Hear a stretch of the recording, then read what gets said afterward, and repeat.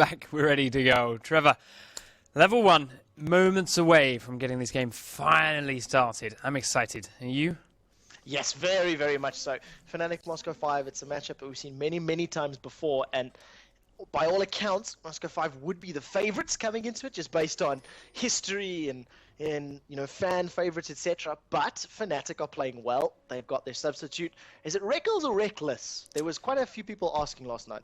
I've always called it Reckles rather than Reckless. I thought so too. If there was an extra S, I would go with Reckless. That's just my opinion. But yeah, nevertheless, he played fantastically well last night. He had big shoes to fill. You know, Lamia's boots were left behind, and he picked them up and did really, really well. I don't think we've seen a single game of him last night where he wasn't performing at his best.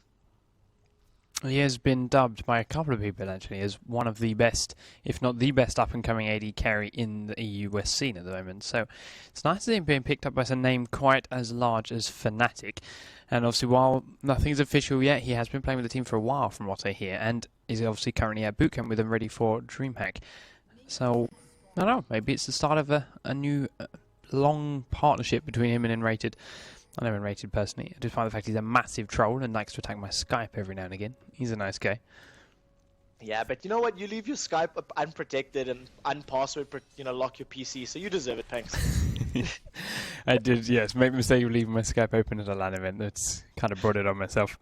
So, how do we start this off? Diamond Prox immediately invading into the enemy jungle, which is not entirely a surprise considering he's on Lee Sin. That early strength is very, very strong, but they are being interrupted almost by Soaz. With a quick smite, Diamond Prox does grab that rebuff and walk away.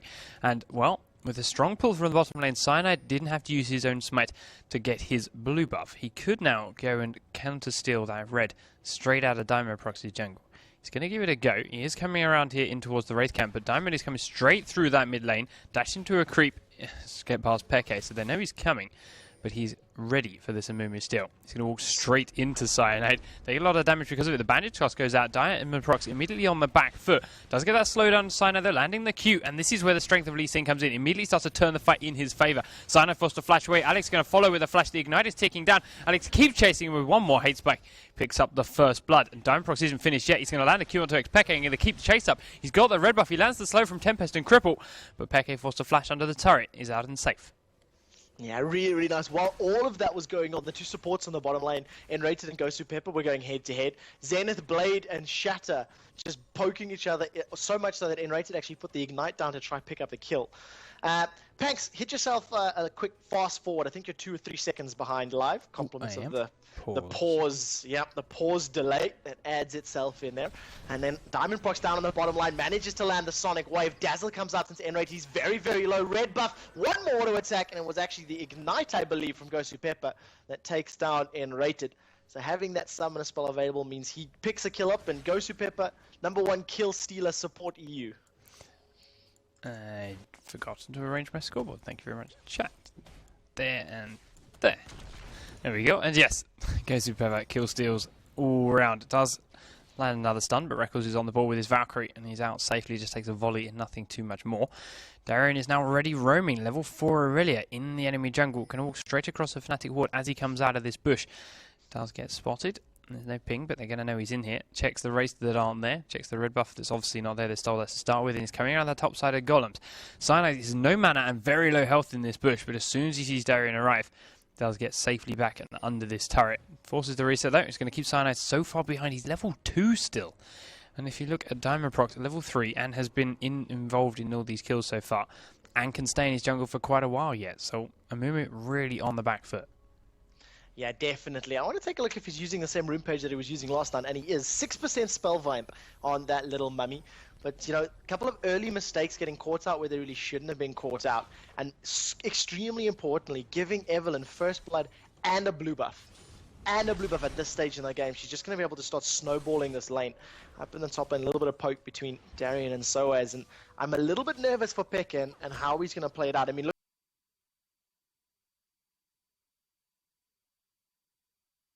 at this. Sorcerer's Shoes and an Amplifying Tome in 5 minutes.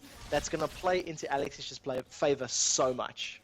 Yeah, very much so. And as I said before, Evelyn was hugely popular when DFG was still really strong. It has since been nerfed into what some players would argue is unusable, and Morello himself said that he would rather have completely removed the item than just nerfed it. But Alex is still feels Evelyn's viable. He's still going to try and show us how he can make this work, and I welcome it. Show us it. Give us something interesting to watch, something new to talk about. And with a start quite like this, you could pretty much build, within reason, almost anything you wanted at the moment. And just keep that snowball going. Just keep the pressure onto Peke, keep locking him down, and with more aggression from Diamondprox in these early levels, when Lee Sin is so strong, you will just be able to slowly take control of the game and then roam, as Evelyn does so well. Yeah, exactly, and it plays into the Moscow 5 playstyle, that, you know, very mobile, very active, very team-oriented play, you know, where they're just going to move around the map, counter-invade. You add Lee Sin, Evelyn, and even Aurelia to an extent, they can go behind enemy lines, put a lot of pressure on, and get away relatively safely. Diamondprox poking a little bit of damage into Pekka in the mid lane, but ends up coming off worse for wear after that little trade. And yeah, KG's lucky pick already picked up, you know, GP10 ticking away, and it looks like it's going to be rushing the DFG. Yeah, despite the changes, despite the nerfs to its damage output and the stats it gives, Alex is still going to give that a try. We'll see. He could change his mind depending on how the rest of this game shapes up. Moscow 5 are 2,000 gold ahead though, and they are 2 kills up to boot. Reckles and Rated still trying to play quite safe down here in the bottom lane, considering they are running that what used to be the old Against All Authority signature bottom lane, Corky Leona. They are on the back foot. They're meant to be the aggressive lane, and they are struggling down here against Genja's Ashe and Gosu Pepper's Taric. And so much so that even with Alex Itch trying to roam down here to pick up a kill, they are locked under that turret, and he has to go and invade the enemy jungle with the help of Diamondprox. Here is that blue buff spawn. They had that timer, of course. They knew when Amumu would kill it. They knew it was the first thing he went to. And with this ward here, even for Fnatic, Diamondprox managed to smite it away with a steal. Yeah, really nicely done. Just securing that buff, immediately getting away. Couple minutes time, the blue buff will be respawning on the Moscow 5 side. They can donate that over to Alexic. And you know what, farm-wise, even with that early blue buff, he's a tiny bit behind. 3 CS behind Peke. I would have expected it to have grown to be a little higher.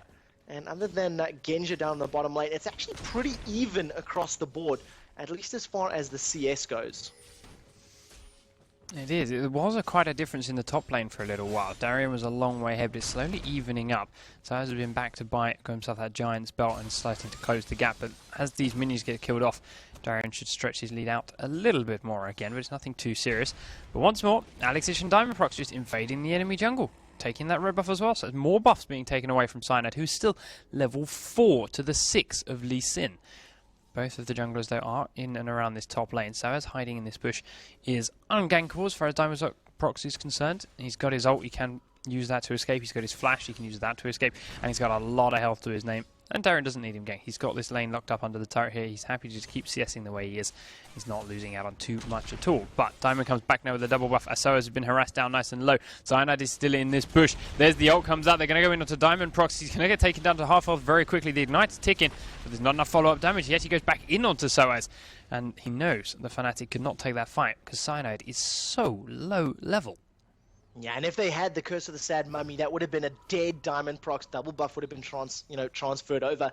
The thing is, once Cyanide does get his ultimate up, he can combo that with any ultimate. Combo it with, Unstoppable Force in the top lane, combo it with Shockwave in the middle, or the Solar Flare in the bottom, and you've got a very, very, very strong ganking potential and kill potential.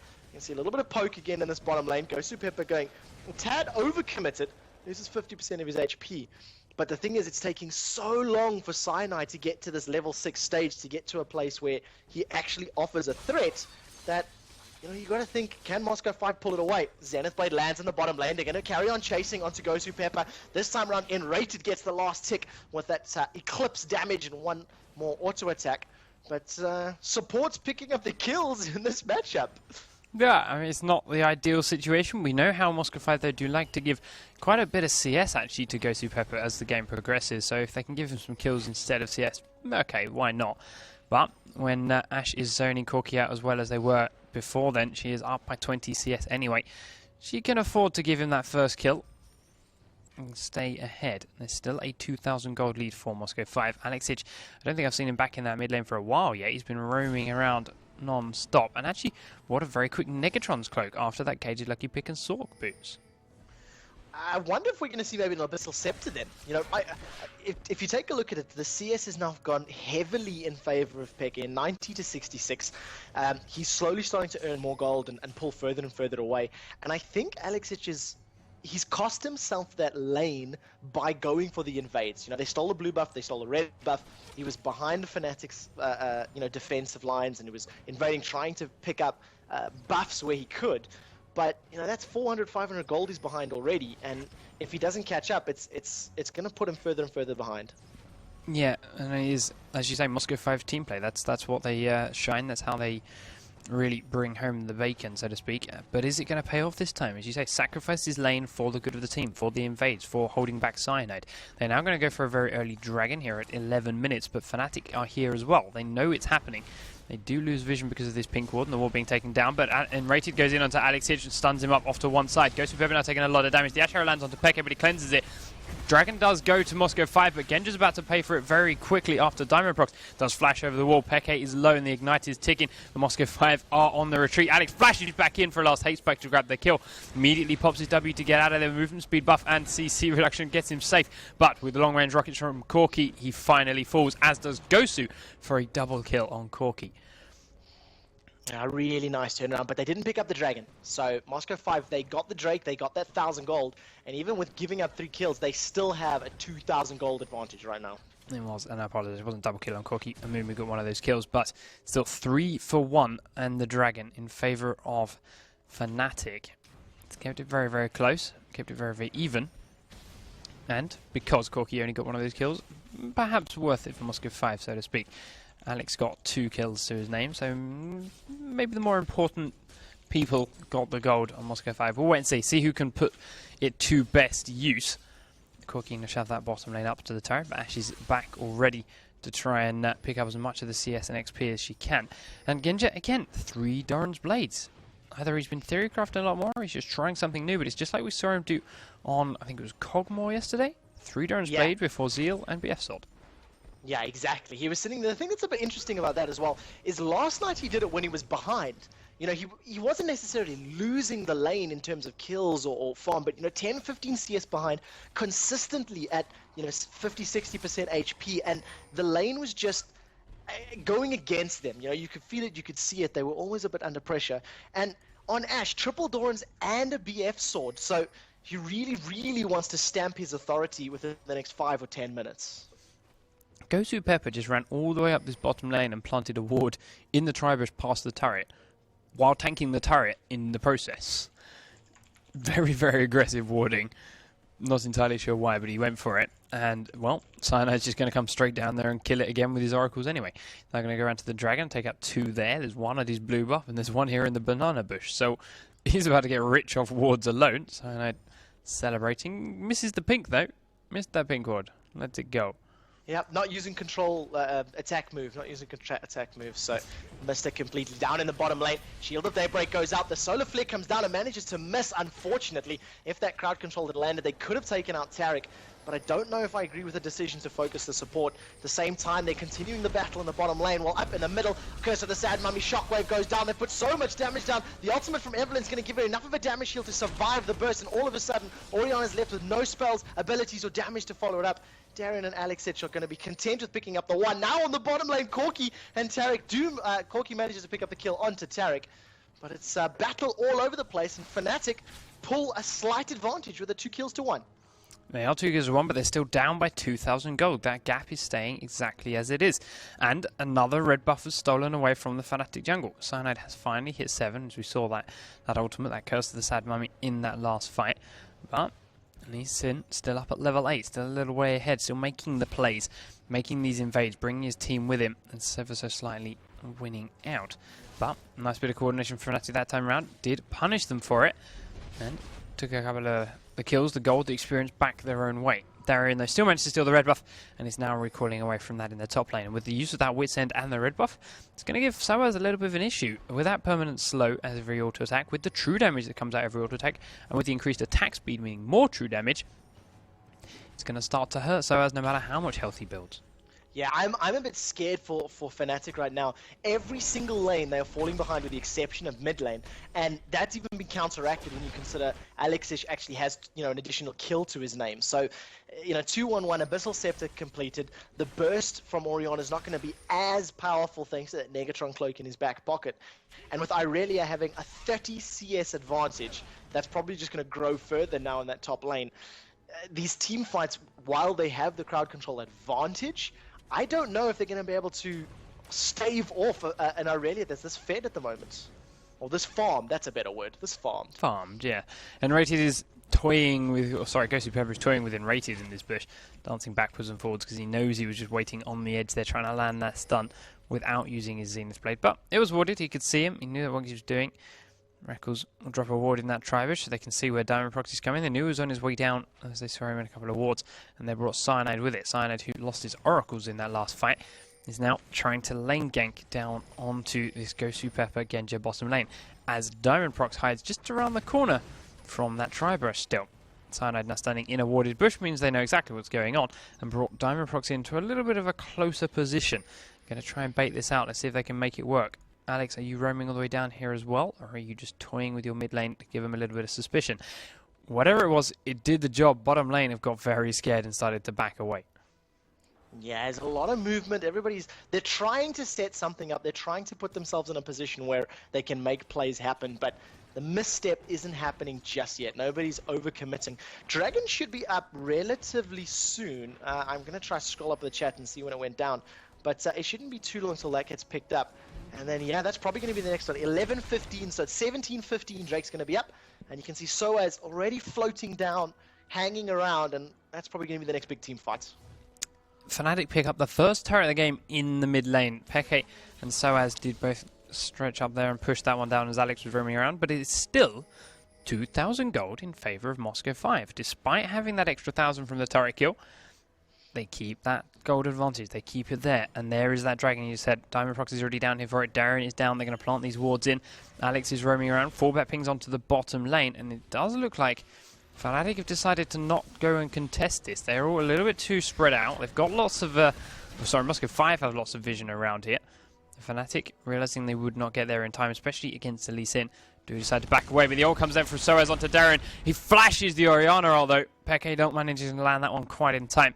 Does result in the end of that chase, but they are not finished. Bottom lane, Genja landing a Q onto Reckles. Diamond Prox attempts landing that Q thwarted by a minion as he comes strolling down that lane. Yeah, and it's really weird from Fnatic. You know, they had fairly good vision. They didn't have direct vision on the Dragon, but it was very, very obvious that that's what Moscow 5 were doing. They had vision from the grass from the river, and they just didn't contest at all. They'd pulled Soaz down from the top lane to the mid. Maybe the call was for the tower. Maybe they decided that was what they wanted, and you know, it wasn't for Drake. But you know, you need to be contesting the things, especially when you got a composition with so many great AoE ultimates. They're in a small, clumped-up area. Why on earth do they not commit to a fight? Why do they not push together? How much gold does Peke have? 1,800. Is he about to finish Rod of Ages? Yes, there we go. Yes, he is. At the same time, there's 1,700 gold on Darien, nearly 1,800 gold on Genja, who has just left his base. So I don't know what the hell Genja did when he just last went back there, other than maybe just a straight heal. He can afford a Zeal straight up, so maybe he is building something different. Maybe he's going to go straight eye edge this time around. Up in the top lane, a little bit of pressure. Darien manages to juke past the bandage toss. There's no unstoppable force from Soaz, so that ultimate, that knockup's not there. Look at the damage onto Cyanide. My director cameras throw me down to the bottom lane as Gosu Pepper gets blown up. Up in the top lane, this has become a 3 versus 3 shockwave. Catches 3 members of Moscow 5. All of a sudden, Darien with the Ignite ticking. One more auto attack from Peke. Shuts him down. Command attack, command protect. Dissonance is holding him in place. Cyanide recommits to that fight again. Double kill for red, double kill for blue, I believe it is as well. Now they're going to carry on chasing. Alex is just running those high heels in the river, not slowing her down. She may be able to get away. Attack is down. They've decided for the fight. Attack, protect. Peke continues chasing. Cooldown boots are helping so much. How many command attacks are you going to get out, Peke? If you can get one more flash, auto attack, attack just misses. Another auto attack coming out. Finally, that picks it up. At the same time, the bottom lane, Reckles picks up a double kill or a rampage of his own. Everybody died everywhere in that fight, and that was phenomenal. I'm going to jump back a couple of times here, and we'll watch how this bottom lane unfolded. Where is the dead Tarek? Here we go. So, Enrated coming down through the tri-bush. Genja is here under the turret on his own. Rekkles coming up around one side. Does drag a minion with him. Doesn't want to give it away. Turns around to kill them. Genja doing his double golems. Enrated comes here and reveals himself. Pops that Eclipse. It's going to have a fair bit of burst damage, and that goes off. Does get some down onto Genja. Gets the stun out, and they're just going to start dueling 1v1. Enrated naturally is going to lose that fight. When the arrow is used, there's the summoner heal from Rekkles. He vacs across. Zenith Blade, and the stun goes in. Forces a flash from Genja over the wall to the turret. Rekkles has been exhausted when he follows with the flash, but it's not enough, and he just keeps auto-attacking Genja down under that tier 2 turret. Directed camera back to live with a speed up. Hopefully it won't miss too much. No, there's nothing exciting that happens in the next couple of minutes, but what a phenomenal play. I cannot get over how many times Peke casted that command attack. It's on a 1.83 second cooldown. With Ionian Boots of Lucidity and Blue Buff, 1.8 seconds. I mean, that is insane. When you think about all the numbers that can get out, 281 damage every 1.8 seconds. That's quite crazy. Okay, you're going to take it in magic resist, blah, blah, blah, but that's a lot of base damage to go through every 1.8 seconds.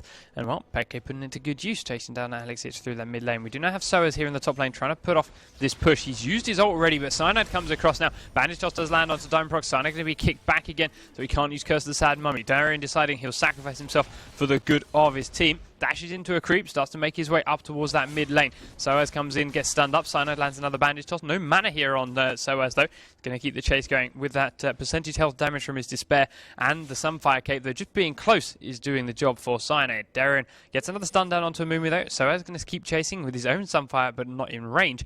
And with still no mana, he can't slow this. We need another massive range Bandage Toss from Mumu. Doesn't quite land, and now he's found Gosu Pepper and Genja. There's the stun from onto Soaz from Gosu Pepper. Darien might have just made it out. And he did make it out. You're definitely going to have to rewind for a minute and look at Alexic's double kill on the bottom lane.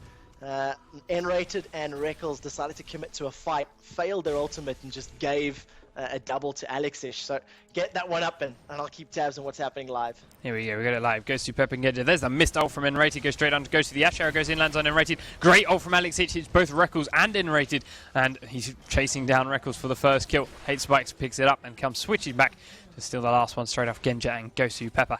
Double kill for Alexic. Beautifully roamed. Oh.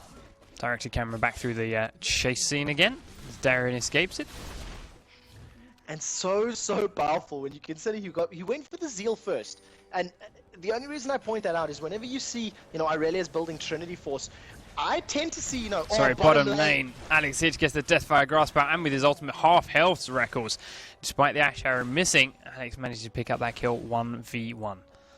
Yeah, and that's the flash shockwave dissonance. Is it going to come out? The shockwave had not been used. I think the ball's not been thrown up by Oriana. Why have you not used your ultimate pick? It finally uses it. Lands on all three members. Ground slam, double kill for Soaz. He gets the triple of one more seismic shard.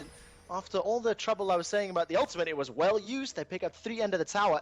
And yeah, that movement speed from Zeal. You tend to see Phage and Sheen being preferred over the Zeal, but Darien knew he was going to go on the Great Escape and leading Fnatic everywhere.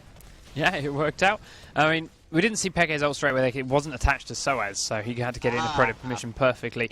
Diamond Procs, they're getting caught as Enrated lands Zenith Blade over him. Darien dashing into Soaz does pick up that one kill, but he has to flash away as the other 3 members of Fnatic are still here. They're now going to keep the chase up down towards his bottom lane again. There's the use of those Lucidity Boots, the 1.8 second cooldown from Peke is going to keep the chase onto Diamond Procs. He needs to keep landing this, but Cyanide needs to be careful not to lose his Oracles. Darien's going in onto him, does manage to kick up the Oracle kill, and Darien is still doing a lot of damage to the other 2 members of Fnatic. Rekkles comes in though to save the day. And well, Diamond Procs makes it out, but it is a 2-for-1 exchange in which Darien picked up both of those kills against 3 or 4 members of Fnatic every time. And with an Oracle kill mixed into that as well, that is so worth it for Moscow 5.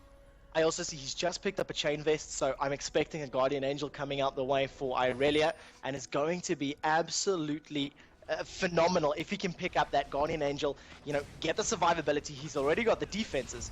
Oh, look at this. Corki may be in trouble. Dazzle, Deathfire Grasp, Ultimate. Asho picks up the kill from far. Genja at the river says, no, no, no, that's mine. Now Shockwave onto Alex. They're going to start putting some pressure down. He throws the W, gets that speed buff, continues chasing. 2 crit arrows land onto Pekka, and he's forced back out of the fight.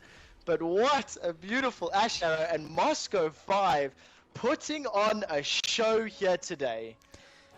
That was exquisite, and I can't think of any other way to quite explain it. Peke did get his ult off trying to pull Alex back into range of something, but unfortunately it wasn't really enough. So has managed to get the blue buff though, so that's something that wasn't stolen away.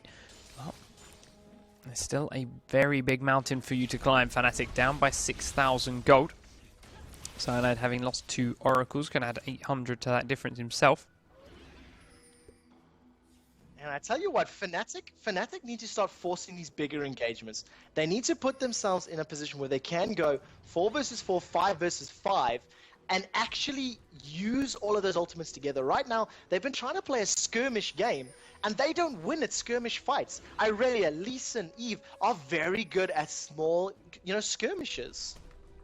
Darien was sitting in that Baron pit for a while. They're pinging it over and over. They wanted to do it. Now instead he's going to settle with killing Soaz with the help of Diamond Proc to see if this works out. Soaz going to use his ult to try and escape instead. The Q though is going to land from Lee Sin. He's going to keep that chase up. Does get slowed though on his way back out of there, and that's going to be the end of the chase. But now Soaz's ult being on cooldown. Moscow 5 being around this Baron pit, which they know is clear because this pink ward could be the moment they were waiting for. Darien did seem very keen to do it before. We will watch and wait. So as his ult is such a huge part of the Fnatic team fight, would really help them out. And Records was just forced to base too, but Alex going towards the bottom lane, I suspect it's not going to be the case.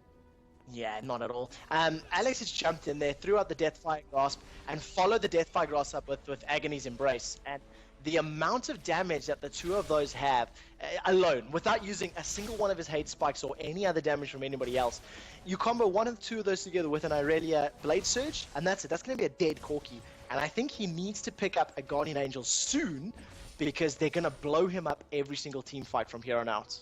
Yeah, he does have an Infinity Edge and he has a Phage. He doesn't need any more damage, he just needs to stay alive here.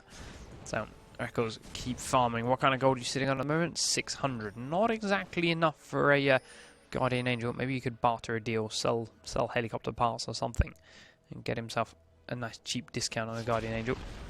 If not, we'll have to find a few more creeps to kill.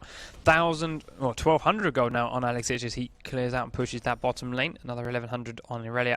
But ultimately, it's that big number, that 10,000 gold mark on Alex Itch, which is really making an impact. Look how far ahead he is of Ariana. 800 gold up, 9,200 on Peke.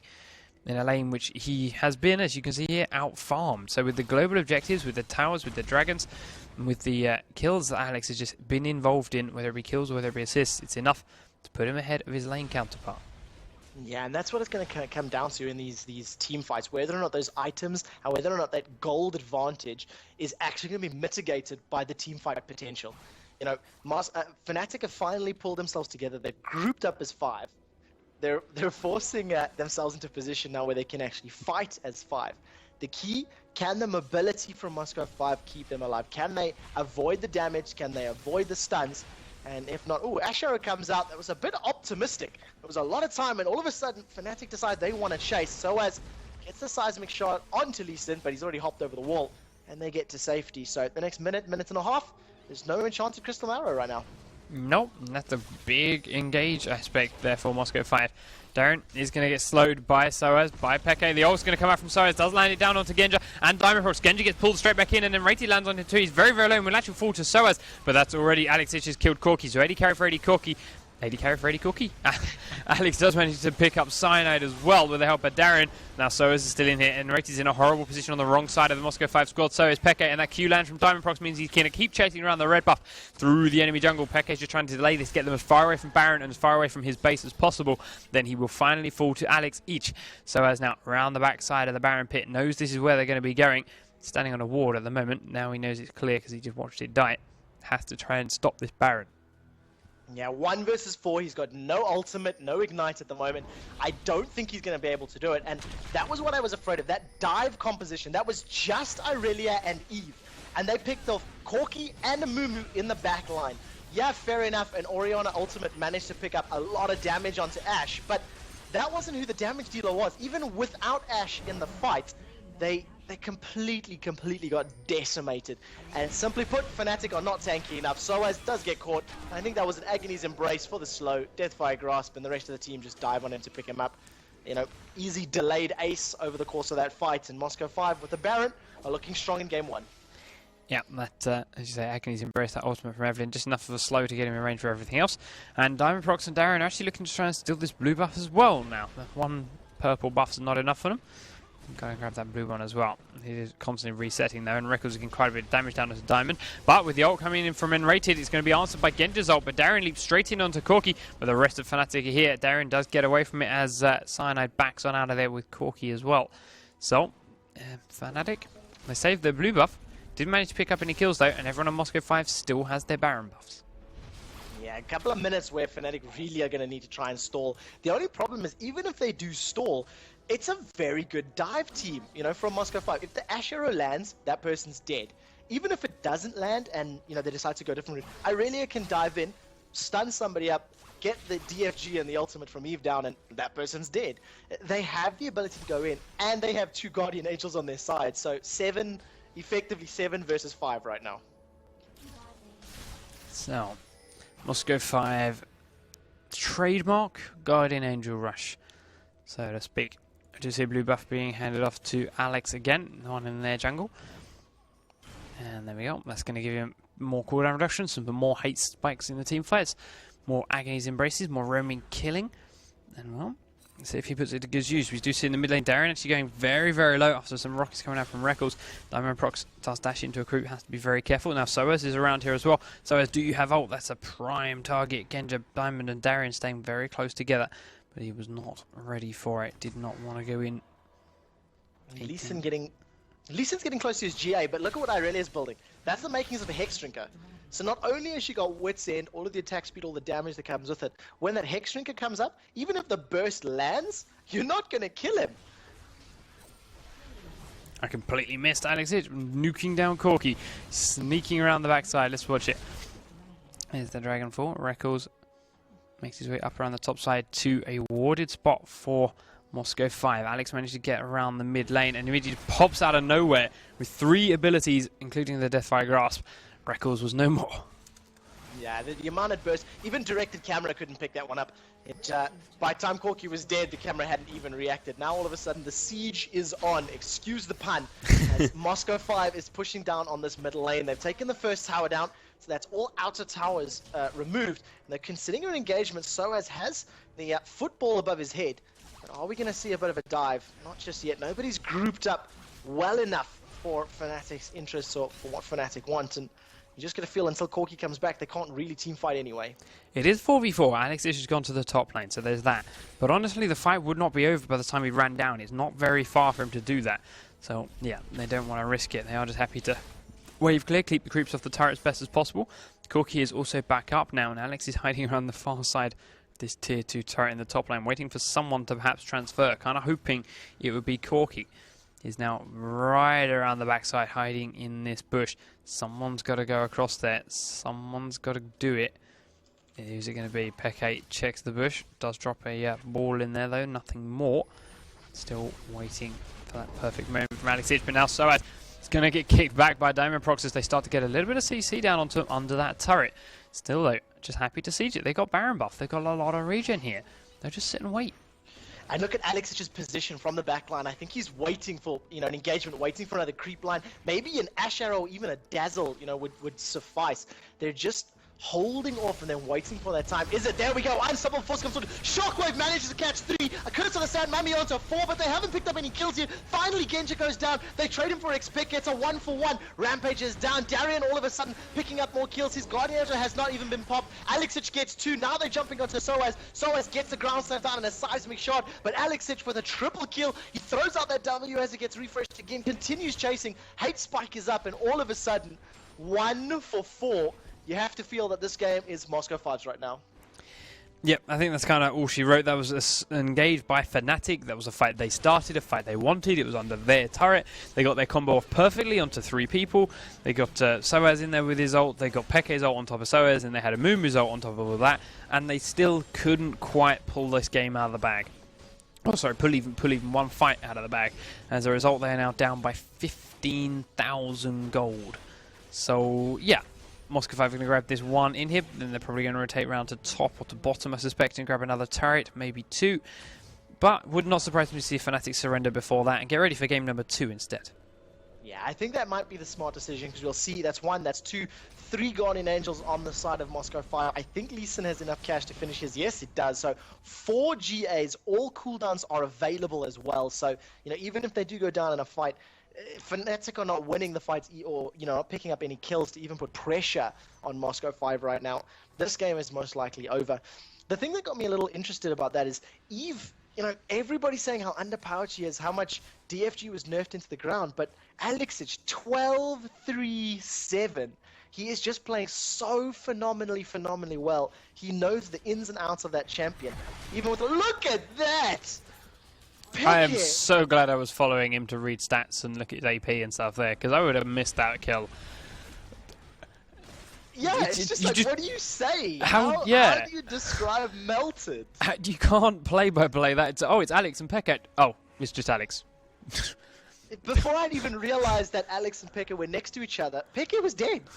I mean, I've never seen anybody melt that quickly, and massive kudos to Alex, considering last night we seen him and he was, you know, fail flashing into walls and it just didn't really feel on his game. Yeah. Right now he's on it, and he's on it well. And that was a Rod of Ages Orianna too. That's not your standard Orianna build. That's specifically designed to not be burst down.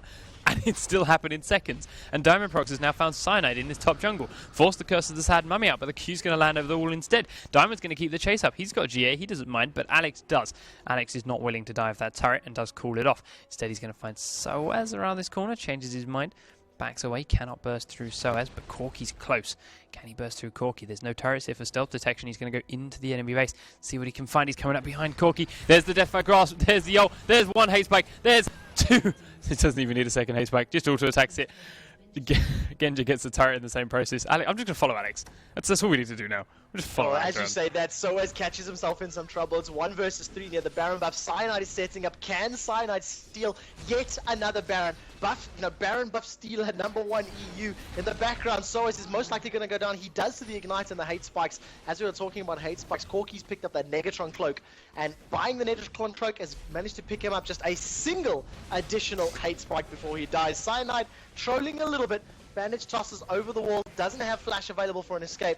Roundhouse kick to the face, continues fighting, and finally the surrender comes down. But 26-17, 15-3-7 on Alex. What more can you say other than Eve OP?